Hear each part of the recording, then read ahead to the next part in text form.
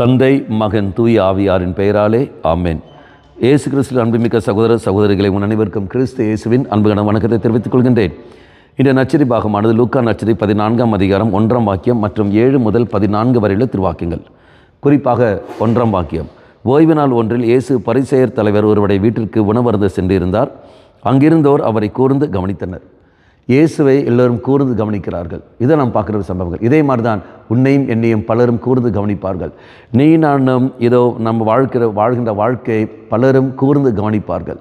கிறிஸ்துவாக இருந்த காரணத்தினால் நம்மை சுற்றி இருப்பவர்கள் நம்மை கூர்ந்து கவனிப்பார்கள்.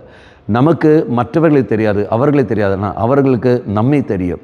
நீங்களும் நானும் யோசிப்போம், நமக்கு அவர்களை பற்றி தெரியாது இல்லையா, அல்ல நம்மை பற்றி அவர்களுக்கு தெரியாது இல்லையா, அதனால் நாம் ஜாலி எப்படி வேணால் இருக்கலாம் என்று நாம் நினைத்து கொண்டிருப்போம். ஆனால் அந்த இடத்தில் நமக்கு தெரிந்தவர்கள் அங்கு இருப்பார்கள். அன்பானவர்களே, அது பல பிரச்சனை உண்டாகும். கவனித்து செயல்பட வேண்டும். நீ நானும் யார்? தெய்வத்தை வெளிப்படுத்துகிற மக்களாக இருக்கிற காரணத்தினால், அந்த சாட்சிய வாழ்க்கை வாழ வேண்டிய மக்களாக இருக்கிற காரணத்தினால் அதுக்கேற்ற ஒரு வாழ்க்கை நாம் வாழ்ந்தே தீர வேண்டும். எந்த இடத்தில் போனாலும், எந்த சூழலில் இருந்தாலும் சரி, நமக்கு ஒரு சிந்தனை இருக்க வேண்டும். இதை நம்மை சுற்றி பலரும் கவனித்து கொண்டிருக்கிறார்கள், நம்மை சுற்றி பலரும் இருக்கின்றார்கள். ஆகவே நாம் ஜாக்கிரதையோடு செயல்பட வேண்டும் என்ற நிலையில் நாம் இருக்க வேண்டும்.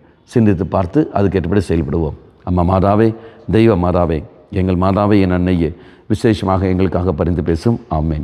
தந்தை, மகன், தூய ஆவியாரின் பெயராலே ஆமேன்.